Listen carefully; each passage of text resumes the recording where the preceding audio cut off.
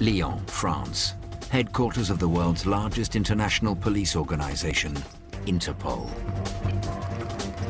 These are images of children involved in sex acts that are beyond description. In 2004, Interpol investigators received these pictures. More than 200 of them had been posted on the internet. These images show severe physical sexual abuse. They showed images of the victims, all young boys, but they also showed something else. What made them stand out is the fact that the perpetrator is in them. He had tried to cover his face to make him unidentifiable. From North America to Europe and the seedy red light streets of Thailand, this is the inside story of the worldwide hunt for the man known as Mr Swirl. Told by those who knew him. They asked me, is that the likeness of your brother? I said, yeah, that looks like my brother. Those who worked with him. They were poring over his old posts, and what we found was some things that seemed kind of incriminating. And those who caught him. One of my friends mocks me by calling me man hunter, you know, and as every hunter will tell you, when your prey is in the bag, it's a good feeling.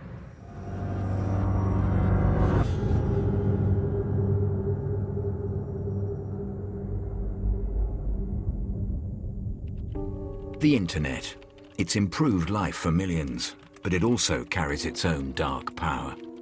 The internet, the place where paedophiles and peddlers of child abuse ply their trade. The increase in child pornography produced, viewed and traded on the internet is also now leading to the abuse of ever more children. The internet has provided a perfect arena for people that want to exchange images of abuse. Lead you across to these child sexual abuse websites. To find girls as young as 13 with... Whereas before, obtaining abusive images of children was quite a difficult task. You would have to go to sort of sordid little shops. Now these images travel freely on the internet and you can download them from just about anywhere in the world. It's important to remember that the person who wanted access to this material prior to the internet had to run the risk of arrest, of discovery. The internet got rid of all that. The internet brought it into people's homes. From police forces across the world, Interpol has collected nearly 500,000 images of child abuse. But nothing quite like the pictures passed to them in 2004. A mixture of innocent tourist snaps and images of brutal sexual assaults. Plus, in this case, a particular twist. In all of them, the attacker had used a trademark camouflage. We can see straight away that he has disguised his face. Now, he did this by using just a simple editing software. Some of the images were swirled in this way. So, how to unswirl the image? German computer experts were brought in to help solve the puzzle. Interpol's specialist investigator is Mick Moran, a detective from Dublin, on secondment from the Irish police. The situation you have is that a picture is just millions and millions of dots, coloured dots, and they're called pixels. The pixel information does not change, it's just moved. So if you can create a situation where you can move it back, then you create this. With the latest digital technology, they unswirled the man in the photos, giving investigators a clear picture. What made this case sweet, if you like, is that we had a full face of this guy who thought that he, for a split second, was better than us, that he could swirl his face, and we'd just forget about the crimes that he had committed against these children. Interpol may have had a face, but they didn't have a name. But there were clues in the pictures which might help identify him. You can see there's a lot of evidential use in the background. You know, if you're from down around that area, you'll be able to see the writing. Here, for example, you can see that there's writing which is making sense to somebody from that area. To us, they're not pornography. They're not kiddie porn. They're crime scenes. They are scenes of abuse of children. A police officer would be able to identify a beer or a Coca-Cola that will give an example of what country it's in. That's the way we operate in terms of trying to find evidence and clues. The investigation was codenamed Operation Vico, and it threw up several leads. This picture analysis identified Vietnam and Cambodia as places where the crimes had taken place. And there were other clues too, about where the mystery man was from. For a start, investigators narrowed down where the computer was from that had been used to send the images around the world. Right now it is 8 degrees at the airport. It is 7 in the valley, and it is... That computer appeared to be in Canada, in a suburb of Vancouver. But detectives there couldn't pinpoint the precise location. In early 2005, they circulated the man's picture to local police. But that too drew a blank. The man, whoever he was, remained anonymous, and the trail seemed to have gone cold. September 2006. Back at Interpol headquarters in France, detectives hunting Mr Swirl decided on a fresh approach, issuing a so-called blue notice, an appeal for information that will be sent out to police forces worldwide. We had requests for information sent out to all 186 national contact bureaus in the world to see if it was possible to, through police channels, find this person. And that didn't work. We reached a dead end in all of those efforts. It doesn't surprise me that this guy was not located. Sex crime against children is often under the radar. It's often committed by people who are middle class, educated, employed. Operation Vico was no nearer finding out his identity. But detectives were about to get a breakthrough. At Interpol HQ, they decided to make images of the man public. And 6,000 miles away, a Canadian teacher would recognize him. Seeing those pictures for the first time, it was just a sick feeling. There was an awareness that I had to do something, but there was just a real reluctance to drag his name through the mud.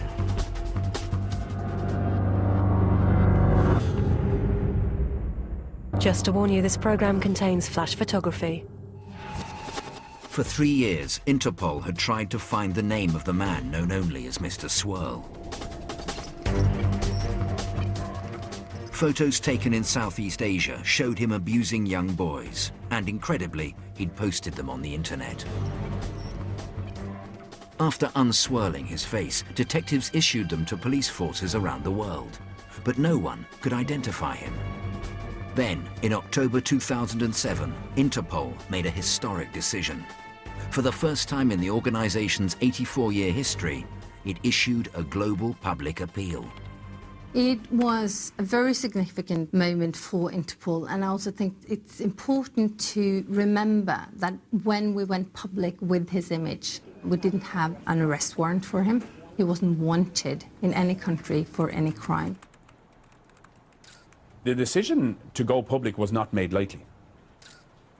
By putting his face out there, there's always a danger that there'll be vigilante action against somebody. There's always the danger of a mistaken identity, that he could look like somebody else. On October the 8th, 2007, Interpol released the new picture of Mr Swirl. The impact was immediate. Another manhunt, this one worldwide and in many ways mind-boggling. The international police agency Interpol has appealed for help in tracking down a pedophile who used the internet to post pictures of himself abusing children. Interpol has launched an unprecedented global public appeal for a paedophile who posted photographs of himself abusing children online. We had hundreds of messages coming in from the public, naming different people as a potential perpetrator. Obviously, we had a lot of messages like, oh, it's definitely my ex-husband, you know, it's definitely him. It's quite obviously a vindictive message. But you also have simple ones like, oh yes, he sells cigarettes on the corner, a street corner in Karachi on a Tuesday. 6,000 miles away from Interpol headquarters in Lyon, in South Korea, crucial information was coming in.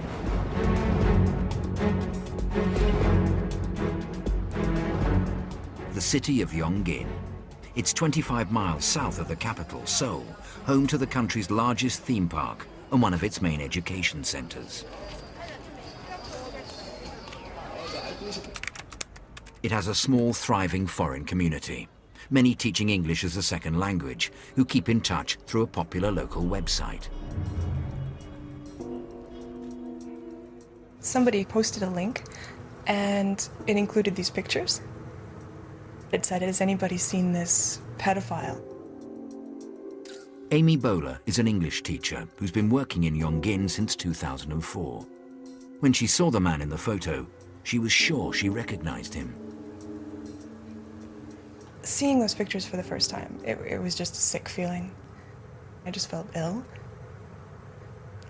There was an awareness that I had to do something. I didn't want to believe that it was him. Amy wasn't alone. Amid the online chatter, others were sharing stories and making connections. There's too many similarities, just like the sort of receding chin. So my first move was to send a message to Interpol without naming names, like, I have an idea of this suspect. Fairly soon, we had information about one particular name.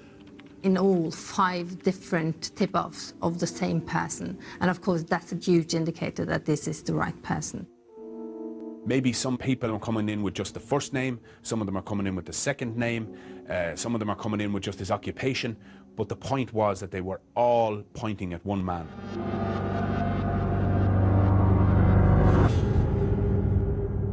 And that one man was Christopher Paul Neal. It didn't surprise us that he was a school teacher in Southeast Asia.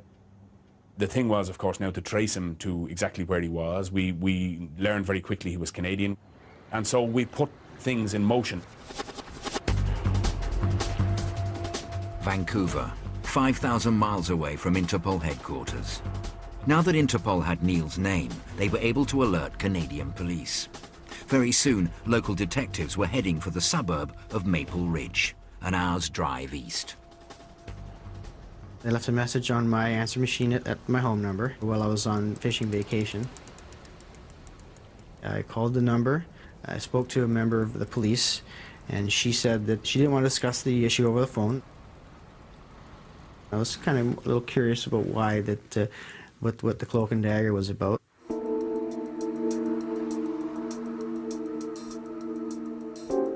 They finally showed up around 8:30 that evening. First they asked me what I thought it was about. I had no idea. So then they said, well, it's about your brother, Chris. Then they said that we'd like you to identify some photos. They asked me if is that the likeness of your brother? And I said, yeah, that looks like my brother. And afterwards they said what the allegations were. I started shaking a bit. And you just go, oh my God, you know, what have I missed here? We went from this to this, and it's like, where's the middle piece? Now to the other big story we're following tonight, the manhunt for a suspected pedophile and the discovery that he is a Canadian. Christopher Paul Neal comes from British Columbia. At one point in his life, he wanted to be a priest. He even worked as a youth... Christopher Neal was one of 4 children. He'd left Maple Ridge in his mid-20s, and after training briefly for the priesthood, embarked on a career as an English teacher. His destination, Asia, where he hopped from country to country, Vietnam, Cambodia, Thailand, before settling in South Korea. You know, I just knew that he was in Asia, he was teaching. Occasionally, you know, every once or so he would call and, you know, let us know what he was doing. He said the lifestyle over there was different. But on the other side of the world in South Korea, Christopher Neal had suddenly gone quiet. And friends and colleagues were discovering more clues that pointed to him being Mr Swirl. We started trying to contact him through his Facebook account, which had been removed. which struck us as a bad sign. And they were poring over his old posts. And what we found was some things that seemed kind of incriminating. He was giving advice to people on how to conceal things that might be on your hard drive as you cross the border. To those who believed they knew him, Christopher Neal was a bright, intelligent man who threw himself into Korean life. He was learning the language, absorbing the culture, even sharing the locals' enthusiasm for karaoke. Nobody knew anything about his other life, not least that he was a paedophile. And now, police on 3 continents were desperate to know more about where he'd gone. So all of this frantic investigation has been carried on between Canada and South Korea and Lyon in France. And now you're dealing with time zones, and it's nighttime here and it's daytime there, and it's really getting hard to deal with.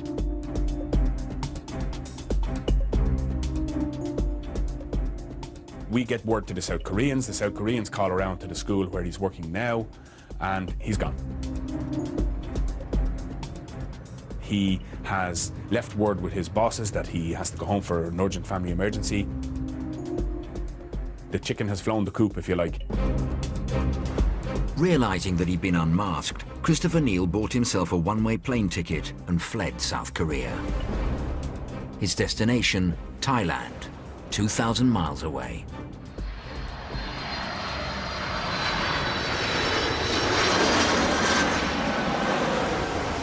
On October the 11th, 2007, just 3 days after Interpol had published its appeal for information, Neal flew into Bangkok.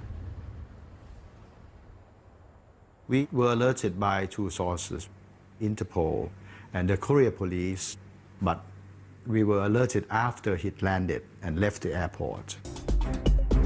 That delay would prove crucial. By the time the Thai authorities got their tip-off, Neal had already left the airport and had vanished. The most current picture was taken at the airport without him realizing. Nobody knew actually that was him. But once discovered, this photograph, taken as he came through immigration, would help close the net on the world's most wanted paedophile. The ball has now bounced into the Thai court, and it's up to the Thai police now to do something about it. Where is he going to turn up? Is he going to make a run from it from Thailand? The Thai police have to be encouraged to close their borders for this guy. I was dispatched to Bangkok to assist. At that stage, we thought there must be a reason why he wants to go to Thailand. It turned out that he had frequently been visiting Thailand before. He had a network of people that he knows that can help him, that can give him shelter, and where he can stay undetected. As Neal drove out of Bangkok airport, he was not on his own.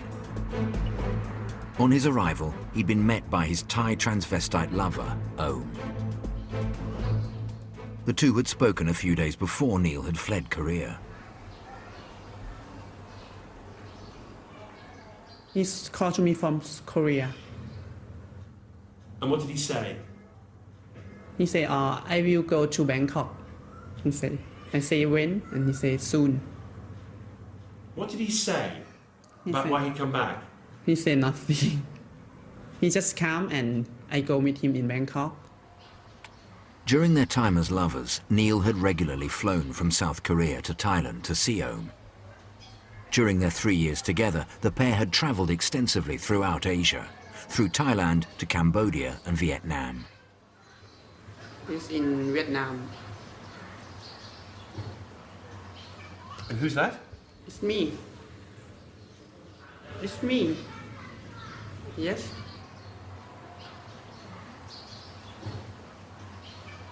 What did he tell you about himself? He just told me he have one brother, one sister or 2 sisters. And they're married already and have 2 children. His dad died already, still have mom. What was he like to be with? He liked to singing. And what sort of songs did he sing? What was he like? Take Me Home, Country Road, You Are My Sunshine, and Dancing Queen or something he liked to sing.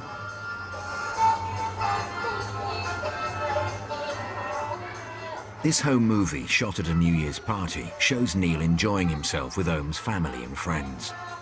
Asia was clearly a place where he lived a life that he couldn't back in Canada. So what did he say about being gay? His family don't know, but he think his mom know. He never told his family that he was gay? No.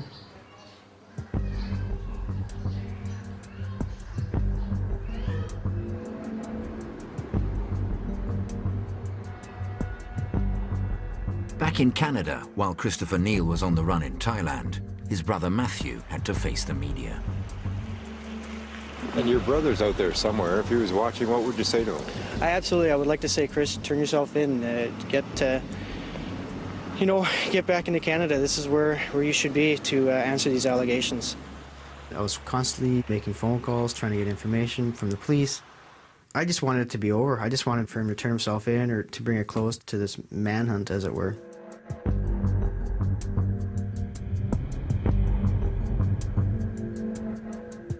As soon as they left Bangkok airport, Christopher Neil and Ohm had headed incognito to the coastal resort that they knew well, Pattaya, 90 miles down the coast. Pattaya's long sandy beaches and welcoming blue waters mean it attracts thousands of tourists, providing perfect cover to disappear from view.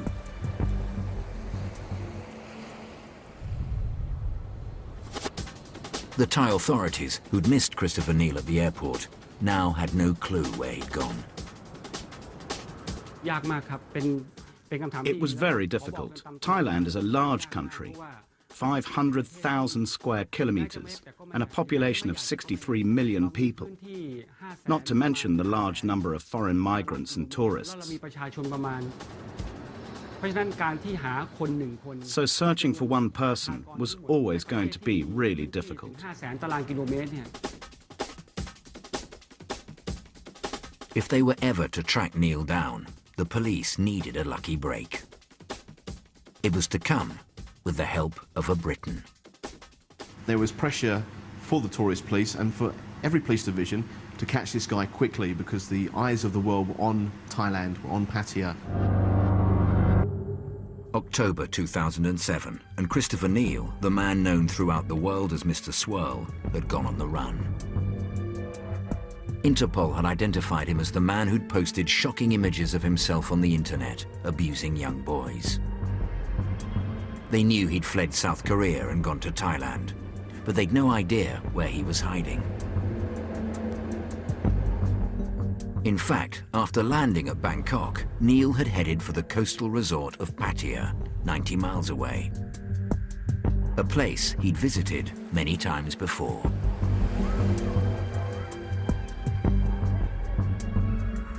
Shot on a camera phone, this shows him relaxing on the beach just a year earlier. And he would have felt at home here, because Pattaya isn't just one of Thailand's most popular tourist resorts. It's renowned as being the center of the country's sex trade. Howard Miller from Southend came to Thailand on holiday 7 years ago and stayed. Today, he runs an English language radio station in the town. It's no secret that there are a lot of paedophiles that do come to Pattaya. And there are a lot of young boys and young girls who can be bought for a very small amount of money. And it's at night that the real Pattaya comes to life. This is a town where anything goes.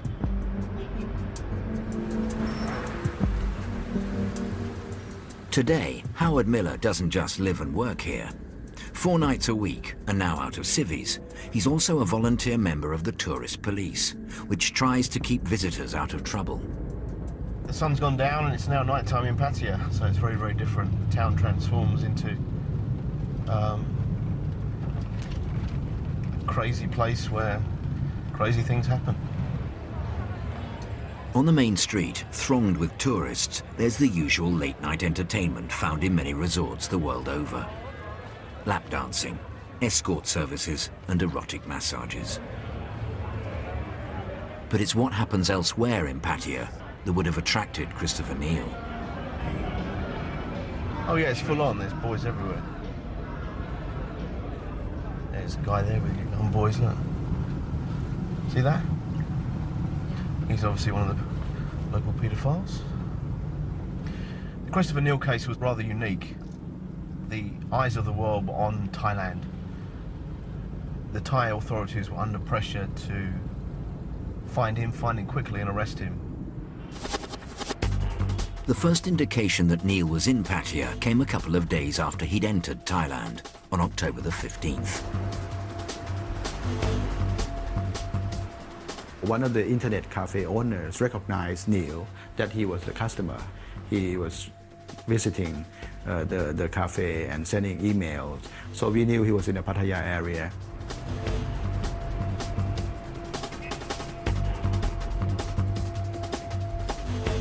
Then, late at night, Howard Miller received a tip-off.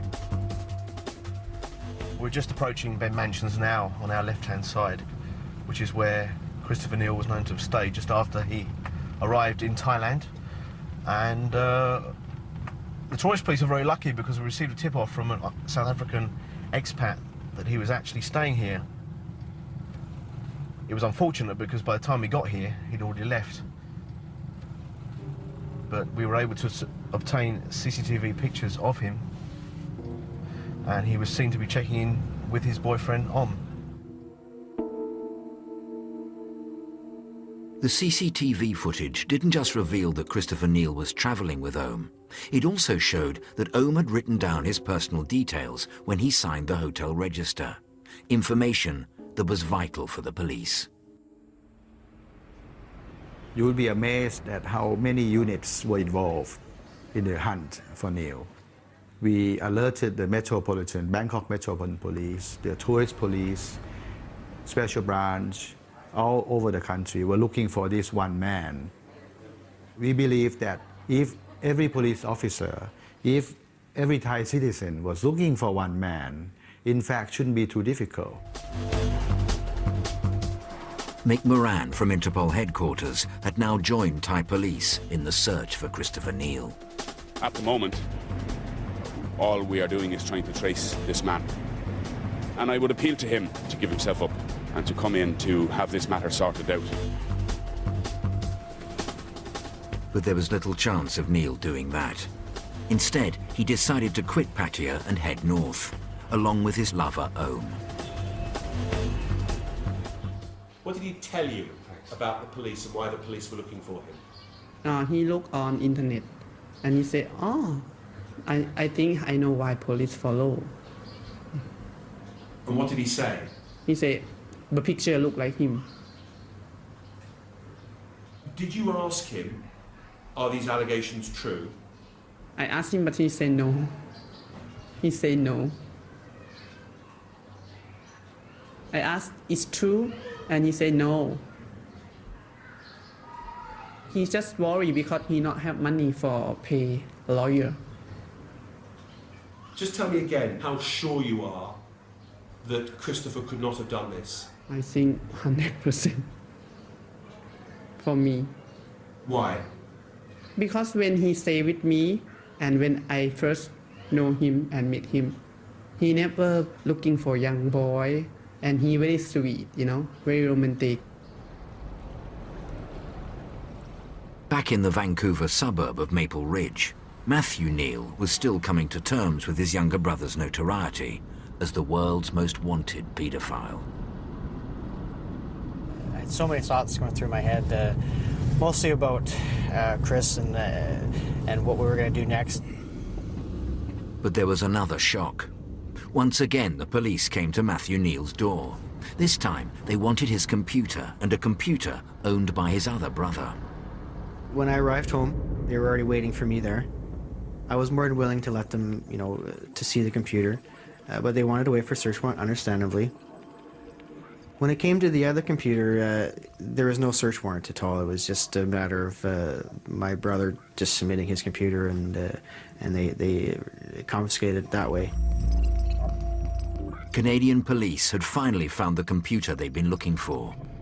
On one of his trips back from Asia, Christopher Neal had used his brother's computer to download some of the abusive images. Even today, the biggest question is, why did he choose to post the images on the internet? It's often a huge badge of honor to be able to show that you are physically abusing a child, and your stock within that community goes up. You become a more valuable member of this community the more depraved you are. Sad? Yes. Sick? Of course. Interpol investigators had long suspected that some of Christopher Neal's abuse might have taken place in Bangkok. His arrival in Thailand gave the Thai police an added reason to study the internet photographs more closely. One particular image, part of the 200 pictures originally found on the web, was now looked at again. We had images which had been in existence for a number of years, which could have been Thai. And we asked the Thai police to reassess those images. And this gave new life, great new life to the investigation. One picture showed a young boy aged around 13 posing for the camera with the name of his school on his white shirt. Other images showed the same child being abused. One of the detectives went to the school showing the picture of the boy to some of the teachers. Now, the teachers recognized the boy, that he'd come through the school many, many years back. And so the full horror began to emerge. The abuse of young boys in Christopher Neal's apartment in Bangkok, when he'd lived in the country in 2003.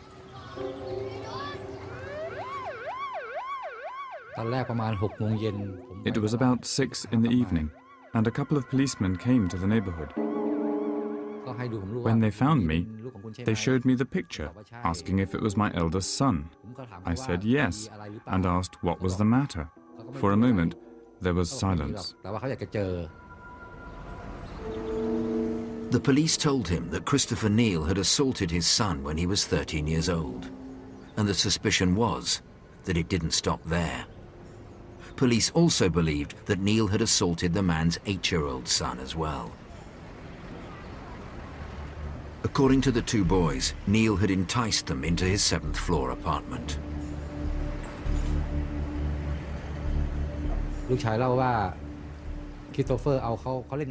In their testimony, this is what my son said happened.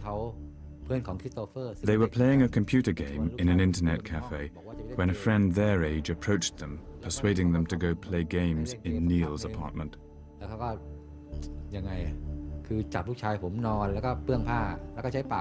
Neal let the boys play games for a while before he had them lie on the bed. He then assaulted them. He then took pictures of them when they were naked.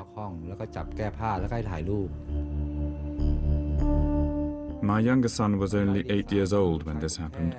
Neal was a tourist. He could have found some place to pay for what he was after. Most of all, as a teacher, he was in a position of trust.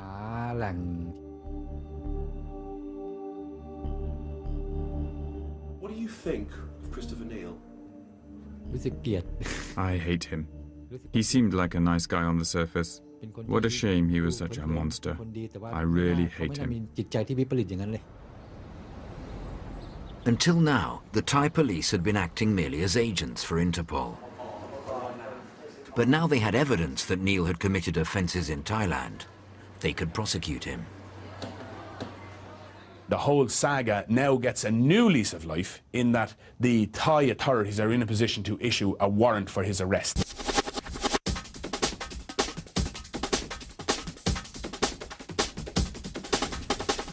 And then came the crucial breakthrough. Using modern methods of surveillance, the police had been tracking Om, Neal's lover, ever since the pair had left Pattaya, where Om had written his personal details in the hotel register. We got his telephone number, the mobile telephone number, which we monitor his movement through the telephone. And we knew where Om was moving, so we follow him. From Pattaya, using satellite technology, police tracked Om nearly 200 miles north to Korat, his hometown. On October the 18th, 1 week after Neil's arrival in Thailand after fleeing South Korea, the tourist police in Korat were told that the world's most wanted paedophile was somewhere in their town. They started to blitz the local area with pictures of Christopher Neil. It was reported that he and Ohm had been collected from the bus station by a woman in a green pickup truck. Police quickly traced the driver. It was Ohm's cousin. At first, she said to my officers that Neil and Ohm had come to her, but they'd now left. We doubted the truth of what she told us. But later, at her home, the officers persuaded her to tell what had really happened, after pointing out that she could be charged as an accomplice. She eventually conceded that Neil and Ohm had come seeking her help. She said she'd found them a house to hide in, and eventually she agreed to show us the place. Next morning, Friday, October the 19th, police drove to a small village just outside Korat. The global search for Mr Swirl was about to end. One of my friends often mocks me by calling me manhunter, you know, and as every hunter will tell you, when your prey is in the bag, it's a good feeling.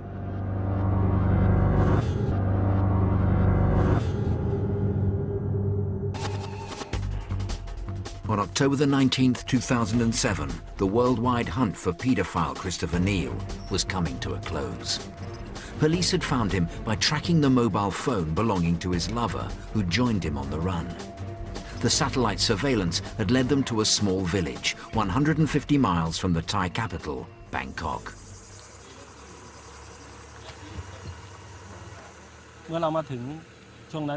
When we got here, we found some children were playing outside.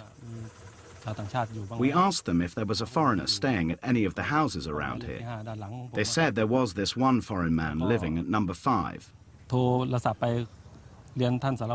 So we called our commanding officer, asking if we should arrest the man right away. He gave us permission, and we were instructed to carry out the arrest without waiting for any backup force.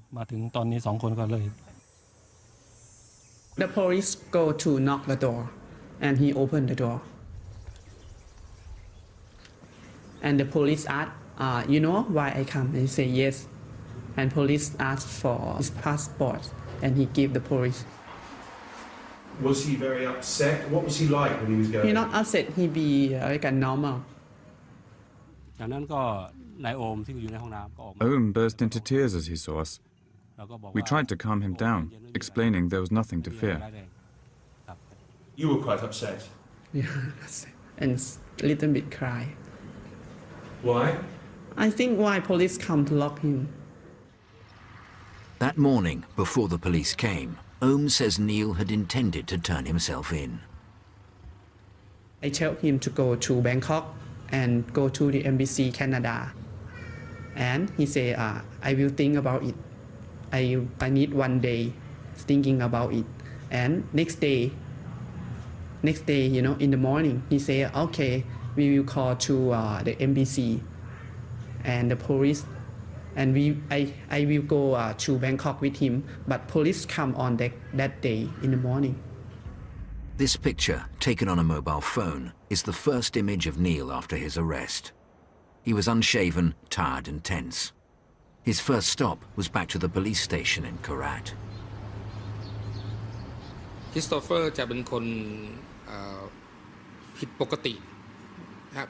I got a chance to talk to Christopher Neil briefly. He was very nervous, abnormally so. His hands were shaking. After being arrested, Christopher Neil, Mr Swirl, was driven to Bangkok in a police convoy. It was really wonderful news. For us, it was great. Here he was now under arrest by the Thai police, and he was being brought down to Bangkok to face the music. It was a great sense of achievement for our network of officers around the world. One of my friends mocks me by calling me manhunter, you know, and as every hunter will tell you, when your prey is in the bag, it's a good feeling.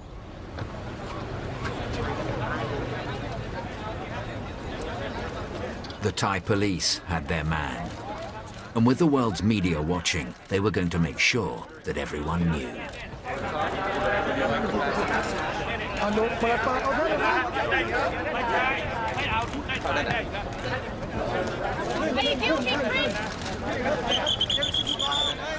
Neil was bundled into police headquarters in Bangkok. The pictures beamed around the world. ผู้ต้องหายังปฏิเสธนะคะรับแต่เพียงว่าเป็นบุคคลตามหมายจับจริงเท่านั้นทันทีที่ตำรวจท่องเที่ยวนำตัวนายคริสโตเฟอร์พอลนิวอายุ32ปีชาวแคนาดาผู้ต้องหาคดีพรากผู้เยาว์และกระทำอนาจารเด็กในหลายประเทศมาแถลงข่าวก็ถูก That is not the depiction of my brother that I expected to see. I mean, sure, he's been, I guess on the run, for a few days, but still don't expect the glasses, and he looked almost sinister. Kind of didn't look like my brother. I knew how people must be looking at him as a villain, as kind of a boogeyman. He looked so defeated. His arrest was hailed by all involved as a huge success and an example of international cooperation against paedophiles.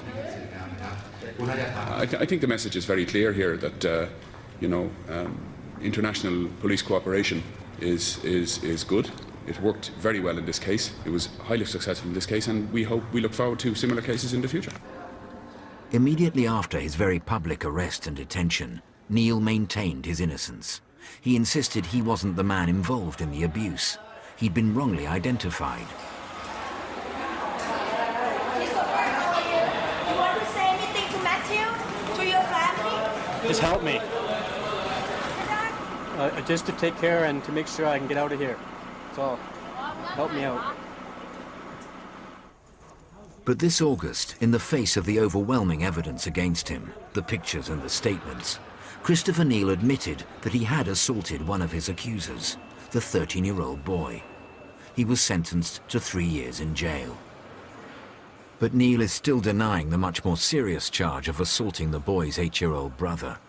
If convicted of this offence, he could face as long as 30 years in jail.